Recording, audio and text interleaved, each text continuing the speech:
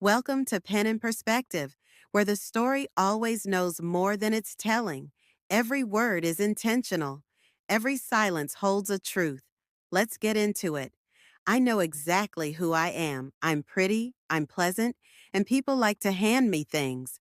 Promotions, praise, opportunities, all because I move through the world deservedly.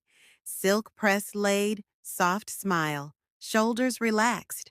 People trust me 'cause I look trustworthy. It's simple math.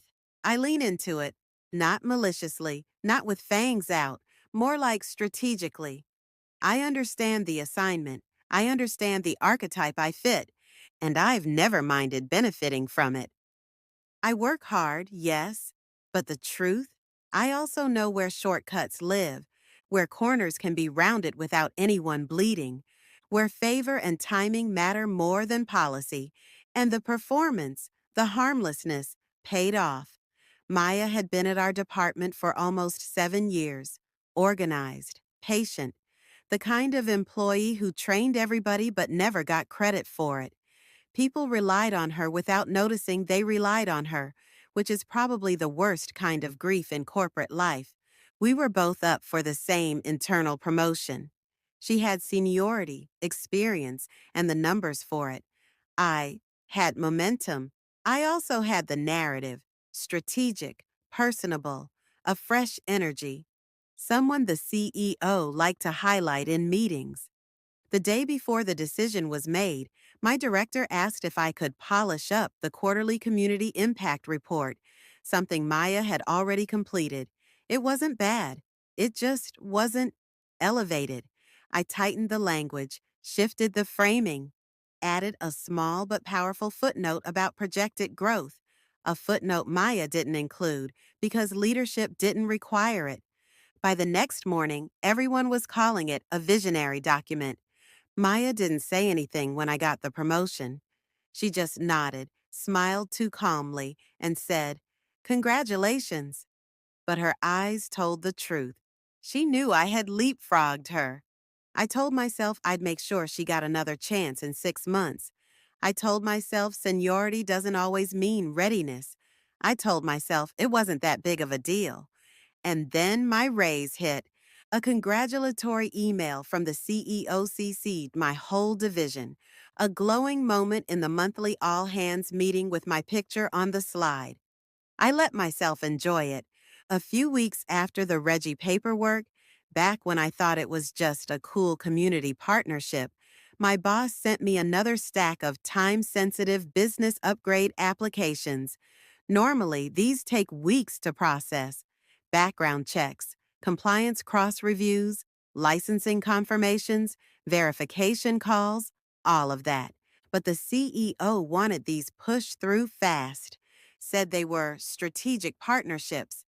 I didn't ask questions, not when the bonuses were rolling in, not when he kept telling me, "You're the only one I trust with this." So I expedited them. 2 soul food restaurants, a laundromat, a small trucking company, a nail salon that, in hindsight, probably had no business qualifying for anything. I told myself I was supporting small business, helping the community, doing my part.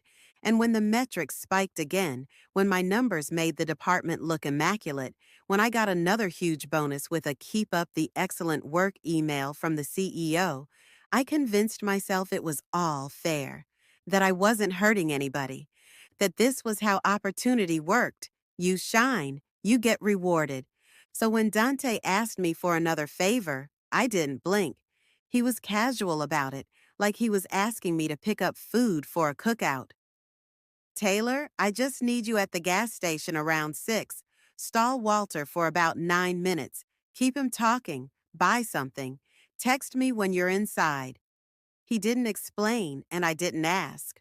Why would I?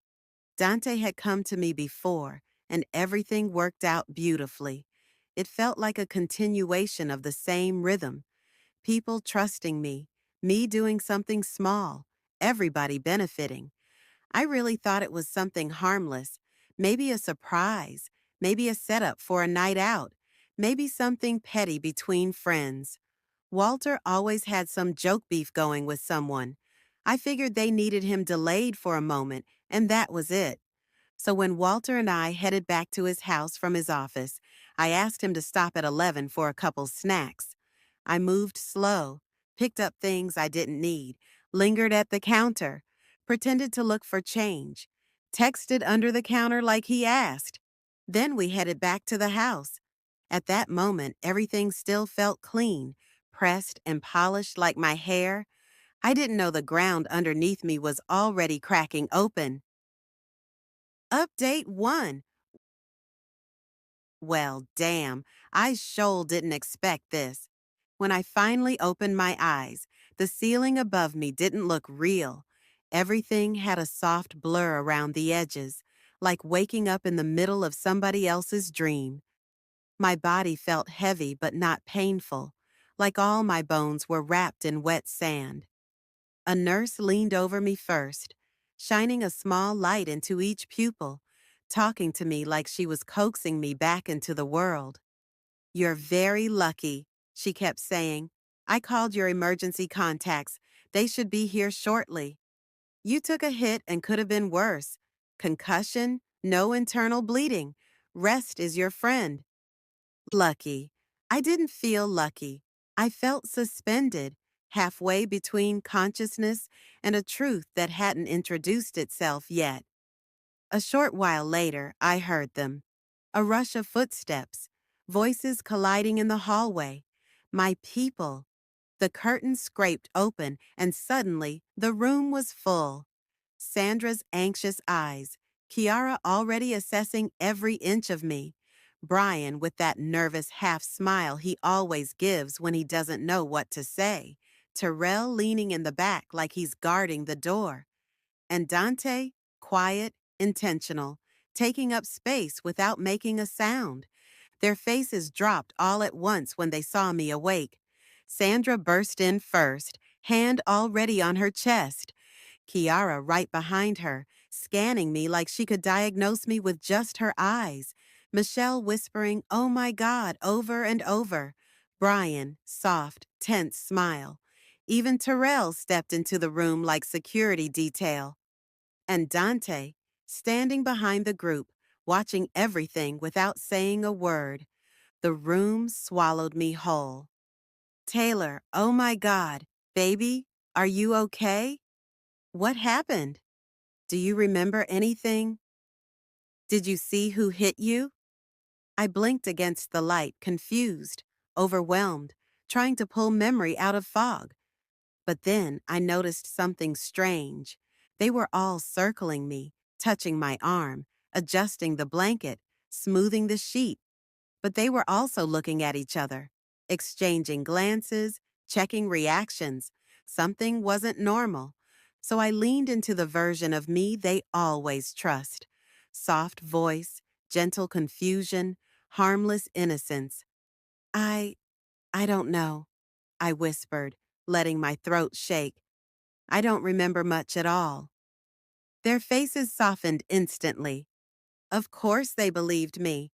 I'm Taylor, the little cousin, the good girl, the one who doesn't lie because she's never had a reason to. But then I noticed a space in the room, a missing person. I swallowed, forcing my voice up from somewhere tight in my chest. "Where's Walter?" Every conversation froze. Sandra's mouth opened first, then closed. Kiara looked away. Even Terrell shifted like he suddenly needed somewhere else to put his eyes. It was Dante who answered, his tone too neutral. "He's locked up." My breath stalled. "What? Why is Walter in jail?" I felt the horror rise in my chest, sharp and immediate. But under it, something else flickered. Something I didn't hide fast enough. I hope no one saw it. Sandra's voice cracked as she explained. "They say there was alcohol involved. The police pinned Walter as the one at fault. They arrested him that night." "What? No, that can't be right." The room hummed with grief and worry, and in the back of my mind, The 9 minutes crawled back up like poison. 9 minutes I stalled him. 9 minutes I gave Dante. No questions asked. 9 minutes that suddenly did not feel harmless. I felt something cold press against the inside of my ribs as the truth started connecting itself without my permission. One by one, everyone started to drift out, either to get food, talk to the nurse, except Dante. He lingered, pretending to adjust the heart monitor, even though nothing was wrong with it. He leaned just a little too close. I stared straight at him and whispered, sharp and quiet, "What the fuck did you get me into?" He didn't flinch, didn't blink, didn't look guilty. He just adjusted the strap like he was performing for an audience. And then, louder, performative, "All right, Tay, I'll come check on you tomorrow." But beneath it, angled low toward my ear, "Not here, shut up." The floor beneath me didn't drop. I did, because that told me everything I didn't want to admit. Whatever this is, it's bigger than a favor, bigger than paperwork, bigger than 9 minutes. They arrived an hour later, breathless and polished at the same time. My mother smoothing her blouse before she even reached my bedside. My father's jaw clenched so tight it looked carved. "Baby," my mom whispered, touching my cheek. "You're safe now," my father added, steady but unreadable. But when I answered their questions and I told them the little bit I felt comfortable saying, I watched something crack in their expressions. Not grief, calculation, a flicker of panic, of protectiveness, a silent exchange between them that I wasn't meant to see, and underneath it, distrust. Not fully, not loud, just enough. Like they could already sense there was something I wasn't saying, something I didn't understand yet. They stayed only 10 minutes before telling me to rest. My mother kissed my forehead twice, once as my mom, once as someone terrified of scandal. My father smoothed my blanket and said, "We'll talk more when you're home." And I knew they were already moving, already planning, already bracing themselves for whatever this was and what it might cost the family. When I was finally cleared to walk without dizziness, I returned home to flowers, balloons, cards, the works. I had been home a few days when my phone lit up. Brian. His voice was tight, shaky in a way I'd never heard. "Reggie's shop got hit," he said. "Bad. We're all going over there now." I didn't even change clothes. I grabbed my keys, slid on shoes, and left. The barbershop was chaos wrapped in heartbreak. Chairs overturned, mirrors cracked, pieces of the ceiling on the floor. Not random destruction. Deliberate, mean. Reggie looked hollow, like someone scooped out something inside him. People were talking over each other, comforting, cursing, trying to understand how this happened. I kept my head down, stayed close to the group, trying not to draw any attention. And then I heard Reggie say it, how I helped him with the paperwork for the shop. It was like every cell in my body froze mid-breath. I felt heads turn toward me, not in accusation, not in distrust, but in recognition. Because, of course, Taylor helped. Taylor makes things go through smoothly. Because Taylor is connected and capable and clean. I swallowed hard and stepped into the role I've perfected my entire life. Soft smile, warm eyes, helpful tone. I said something quick about being happy to be able to help and move the conversation along. But inside, I felt a slow, icy seep spreading across my ribs, a realization that the simple paperwork Dante asked me to push through, the one I filed without thinking twice, wasn't an isolated moment. It was part of something bigger, and the destruction around me made that truth louder than every voice in the room. Reggie went on talking to someone else. People moved. The conversation naturally shifted, but my heartbeat didn't. Those 9 minutes weren't harmless, and that first yes damn show wasn't innocent. Whatever this is, whatever I've stepped into, it has my fingerprints on it now.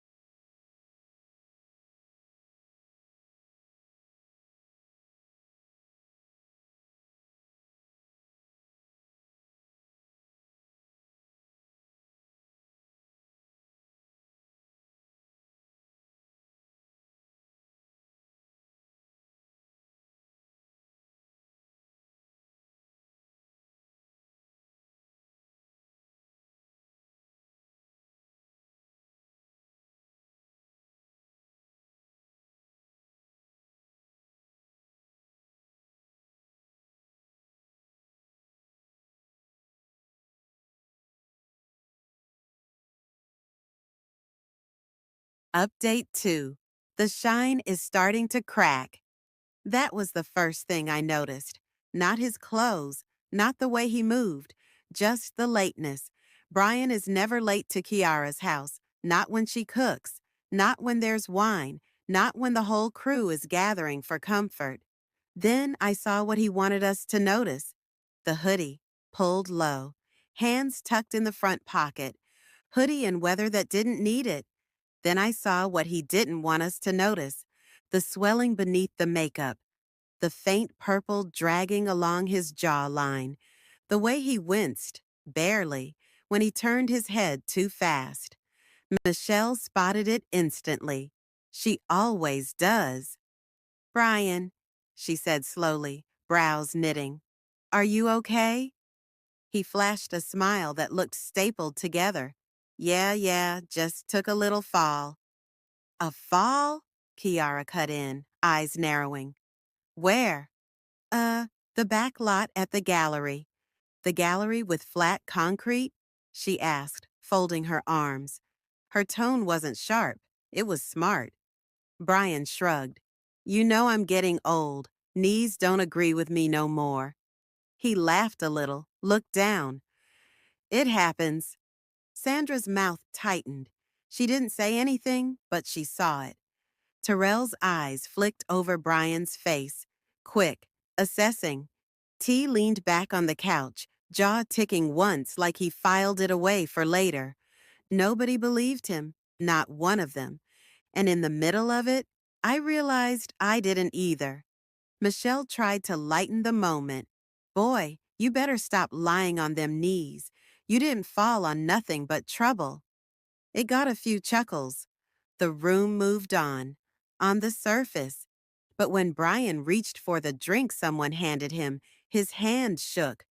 Not from pain, from adrenaline, from aftermath, from knowing exactly what had happened to him, and knowing he couldn't say it out loud. I swallowed, feeling my own stomach flip. Because if Brian was touched, quiet, artsy, non-confrontational Brian, then whatever this was had stepped out of the shadows.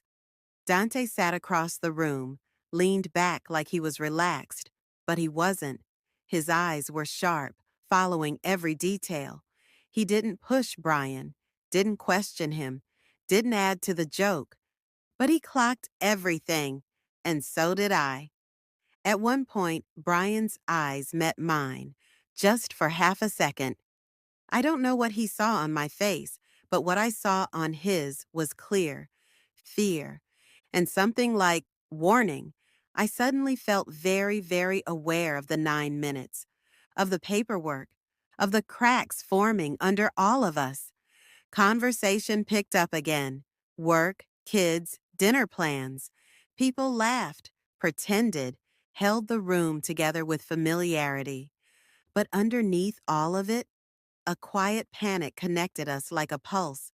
By the time Brian excused himself early, nobody stopped him. Nobody asked follow-up questions. Nobody said, be safe.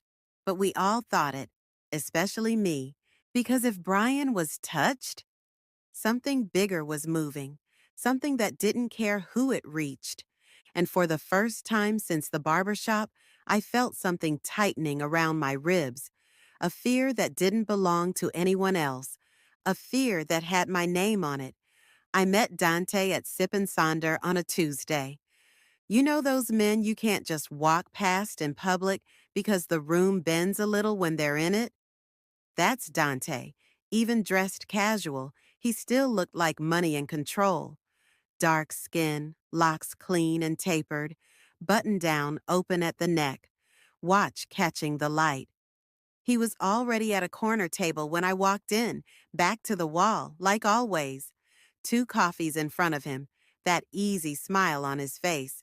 Hey, Tay, he said, standing up just enough to hug me. You look good. How you feeling? Better, I lied, dropping into the chair. Better than my brain feels anyway. He slid the cup toward me. I didn't even have to ask. Oat milk vanilla latte? My usual. Of course he remembered. You saw Brian at Kiara's, I said, wrapping both hands around the cup. What's up with that? You believe his story? I asked. He gave a little smile that didn't reach his eyes. I believe that's the story he chose. My stomach flipped. Dante? I said quietly. Is this about us? Dante exhaled, slow, long. A man measuring the weight of his words before he lets them go. People are getting reminders, he finally said. I blinked. Reminders? He tapped a knuckle against the table, a soft rhythm that didn't match the calm in his voice. When things get messy, when people get nervous, when eyes start drifting where they shouldn't, sometimes folks get reminders to stay focused, to stay quiet. My throat dried instantly. What does that mean exactly? I asked. Brian is, what? Involved? Dante didn't answer right away, and that hesitation, that half-second pause, told me more truth than whatever he was about to say out loud. He looked at me, eyes steady. Everybody touching this? We all in it in different ways. The bottom dropped out of my stomach. Dante, is Brian, is this too? I repeated, hearing the crack in my own voice. A beating is a reminder, he said simply. My pulse thudded in my ears. You told me it was paperwork, I whispered.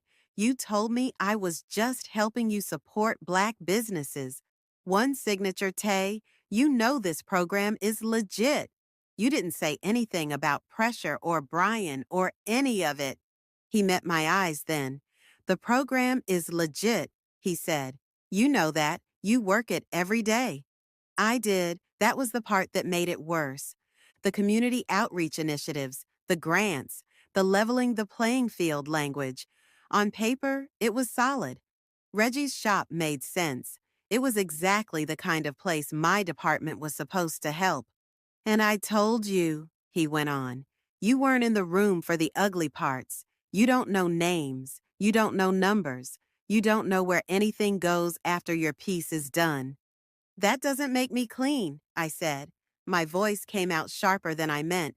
Walter is in prison. Reggie's shop got torn apart. Brian shows up looking like somebody used him as a punching bag. And I'm supposed to hold on to, I didn't know? He leaned forward then, voice low. You benefited, he said. The program numbers boosted your department. Your boss and CEO love you. You got bonuses you wouldn't have got without those approvals. Reggie's upgrade happened fast because your name was on the file. You know that. My cheeks burned, not because he was wrong, because he was right. It was still my job, I said weakly. Those were good businesses. I helped. I did the work. And I'm not saying you didn't, he answered. I'm saying this isn't the moment to fall apart about what you might have touched. Falling apart gets you sloppy. Sloppy gets you noticed. So, what am I supposed to do? I asked. Just go to work, smile, pretend everything is fine while people in our circle are getting hit? He took a slow breath, eyes on me. Right now, he said, you keep your head down. You do what you've always done. You stay excellent. You let the fact that everybody sees you as harmless keep you insulated. I laughed, but it came out thin. I don't feel harmless, I said. You don't have the luxury of feelings right now, he replied. Don't throw shit away trying to be noble after the fact.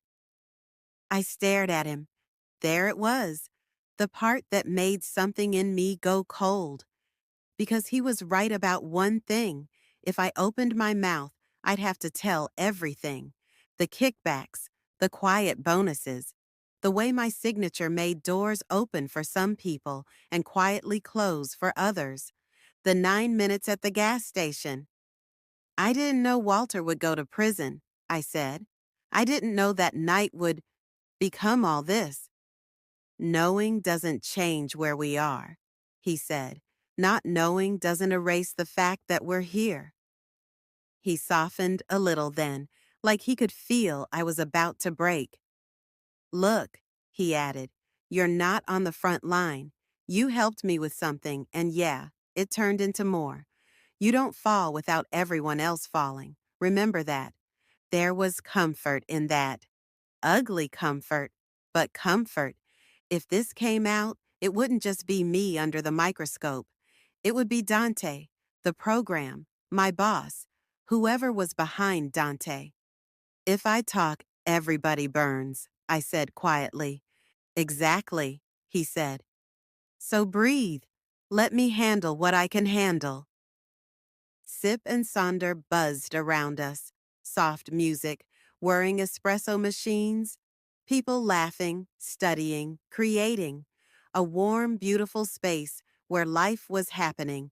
And somehow, sitting across from Dante in the safest cafe in the city, I realized I had never been in more danger. Going back to work felt like stepping onto a stage I used to own. For years, walking into that building had meant competence, stability, admiration. I was the safe pair of hands, the quiet backbone of half the department, upper middle management, respected, trusted, predictable. But the day I walked back in after the attack, everything felt slightly tilted, not dramatically, not accusatory, just off, like the building recognized me but didn't fully welcome me anymore. People greeted me warmly at first. Oh my God, Taylor, are you okay? We were so worried. Girl, you look good. We're glad you're back. But underneath some of the smiles, I caught something else. Something like curiosity or caution. Maya was the first to make it obvious. She and I had a complicated working relationship before any of this. She was smart, sharp, creative, efficient, but she'd been passed over for the promotion that came to me. And she'd been professional about it, yes, but not untouched. The day I returned, she stopped by my office doorway, arms crossed loosely, leaning against the frame like someone trying to look casual, but not quite landing the angle. Hey, she said, how are you feeling? Tired, I admitted, but glad to be upright again. She gave a small nod. Good. I figured I should tell you something so you're not blindsided. My stomach tightened. The backlog? I asked. She didn't even pretend to be surprised that I already knew. There's a lot sitting on your desk, she said gently. A lot. Approvals, renewals, a few escalations that couldn't be processed without your sign-off. I nodded, kept my face steady. Maya shifted her weight against the door frame, watching my reaction more closely than she ever had before. I'm not saying anything is your fault, she said. I'm just letting you know people are asking. They want to understand what happened. I'll handle it, I told her. That's good. I'm glad you're feeling well. Her tone was kind, but also curious, sharp, like she was revisiting old questions she'd never dared ask. When she walked away, I finally sat down at my desk. The pile of approvals was almost comical, like the paper version of all the things I'd been holding together by myself. My email was worse. Accounting, request for clarification, urgent. Accounting, follow-up regarding Q4 numbers. Accounting, escalation request. Normally, I would have cleaned everything the way the CEO liked it. Normally, nobody would have asked a single question. Normally, my efficiency would have made the numbers look exactly how they were supposed to look. But I'd been gone, and someone else had been forced to do the job I'd been quietly bending rules to perfect. So now the numbers didn't look perfect. They looked real, which meant they looked wrong. There was no accusation in them, no hint of suspicion, just questions. But sometimes questions hurt worse than accusations. I read them twice, 3 times, and felt a cold shift inside my chest. For the first time in years, I couldn't explain everything, couldn't fix everything, couldn't finesse my way back to perfect. And as I sat there staring at the numbers, another thought crept in. If things were unraveling here, in the place where I had the most control, how bad was it everywhere else? The group chat. The text came in before the sun. I was half asleep, phone face down on my nightstand. It buzzed 3 times in a row, the friend fam thread lighting up. Dante in the ER at Cedars. Got jumped. Stable. My heart dropped to my feet. I sat straight up, grabbed the phone, reread the message 5 times like somehow it would change. Cedars. Jumped. Stable. A picture came through next. Not of him, thank God. Just the outside of the hospital. Parking sign. Early morning sky. Questions started piling in.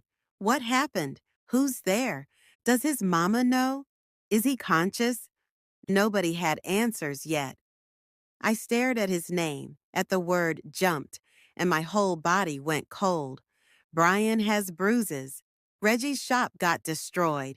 Now Dante. Whatever this is, it's circling closer. My fingers hovered over his contact. I hit call before I could talk myself out of it. Straight to voicemail. Hey, it's Dante. You know what to do. I hung up without leaving a message. What was I supposed to say?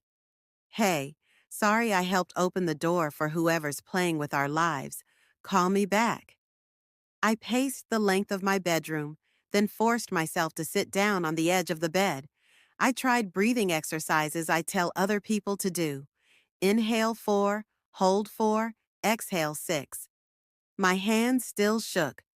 That's when the thought dropped in, heavy and sharp. If they can touch Dante, they can touch me. Not just with fists or threats, with paperwork, with audits, with questions I can't answer without taking everybody down with me. I picked up my phone again, scrolled past friends, scrolled past Dante, past work emails, past Kiara, stopped on the contact I didn't want to call. Mom, confession with my parents. I don't know why you're telling me this on the phone. My mother cut in before I could get through the second sentence. Her voice was tight, clipped. We are not having this conversation over a line that isn't ours. We're on our way. Yes, ma'am, I said automatically. 20 minutes later, they were at my door. My mother walking in with that tight, unreadable expression she wears when she's both frightened and furious. My father behind her, shoulders squared, jaw clenched. I sat on the couch. They sat across from me. Start from the beginning, he said, and don't leave anything out. So I told them. I told them about the favor Dante asked me for at work, pushing Reggie's application through the program faster, putting my name on it, vouching for him. I told them about the extra bonuses that started showing up, the way my boss praised my initiative and talent for identifying high-impact partners. I told them about the night of the accident, how Dante texted me and asked me to stall Walter by 9 minutes at the gas station, how I lingered in that tiny store, pretending to browse snacks I didn't want, texting under the counter like I wasn't rearranging somebody's whole life. I told them about waking up in the hospital, about the barber shop, about Reggie saying my name out loud in front of everybody. I told them about Brian's bruises, about Dante's coffee and his cold logic, about the group chat saying Cedars jumped stable, and then they exchanged a look, quick, sharp, loaded, a look I'd grown up interpreting without words, recognition. My mother folded her hands in her lap.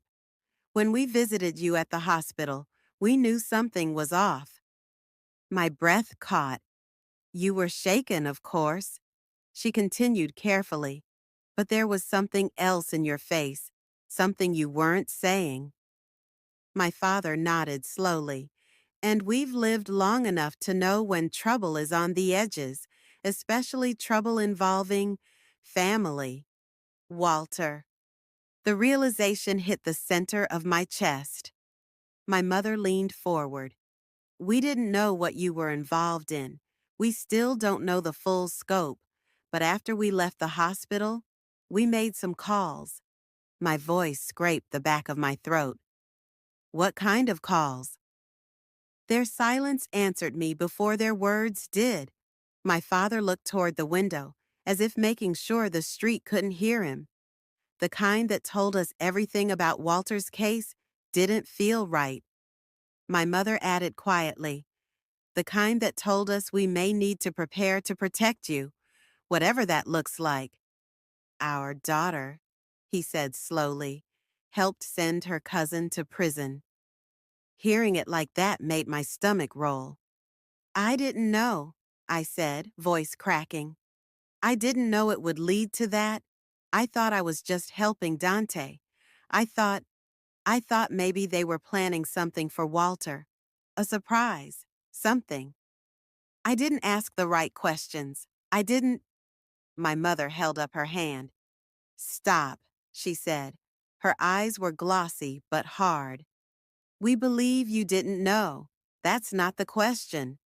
My father's jaw worked. He looked like he was trying to keep his whole face from shattering.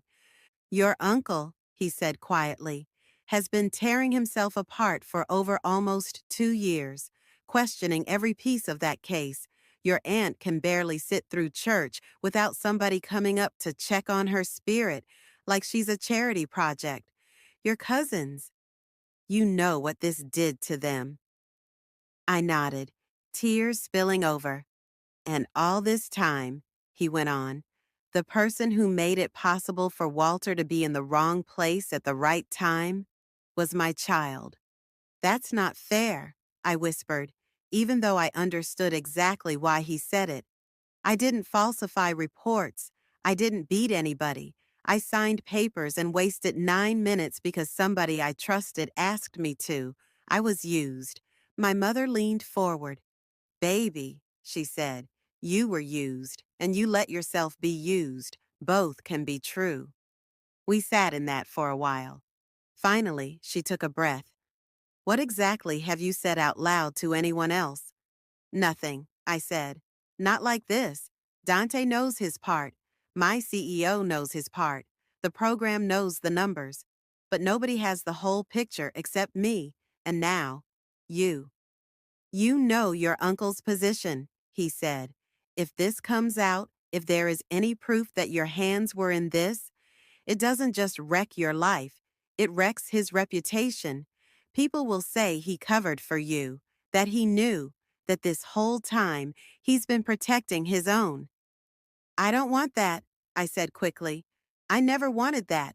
I thought I was making my own lane, my own name. My mother shook her head. You made choices, she said. You thought you were playing the game, but the game was playing your ass. There was a long pause. Then my father straightened up. His voice changed. Less father. More the man I know he is, when he handles things I don't get to see. Listen to me, he said. You are not going down by yourself. You hear me? You are not going to sit in a cell while men with real power walk away clean. I swallowed. What does that mean? It means, he said, we know people too. It means before anybody comes looking for you, I'm going to know. It means we are going to do everything we can to keep this from landing on your head. My mother nodded. You are going to go to work, she said. You are going to answer emails. You are going to reply to accounting, calmly. You are going to stop acting like guilt is written across your forehead. And if, I started, if this blows up, my father cut in, we will decide our next move then. But you will not volunteer yourself as the only sacrifice. There are men in this who chose violence and lies and money over people. You are not standing in front of them like a shield. The room felt smaller. So I just pretend? I asked. No, my mother said. You stop pretending you're innocent. You start acting like a woman who understands the cost of what she's in and is smart enough not to make it worse. I left their house with a different kind of weight. Before, the guilt had been abstract. Nausea, sleepless nights, The feeling of hands around my throat every time Walter's name came up. Now it had shape. My parents' faces, my uncle's career, my cousin's life. And underneath all of that, the quiet, growing awareness that whoever is at the top of this mess isn't done. They touched Brian, they hit Reggie's shop, they put Dante in a hospital bed, and I was still out here, walking around in nice clothes, with a good job and a resume that shines. But deep down, I could feel it. The truth is coming, and it is not coming gently. And that's where we'll leave it for now. At the time, I still thought this was just a bad season. A lot happening at once. I didn't know yet that people were already moving in ways I couldn't see. Part 2 is where the pressure starts showing up in real ways. You've been listening to Pen and Perspective. If this sat in your spirit, let it linger.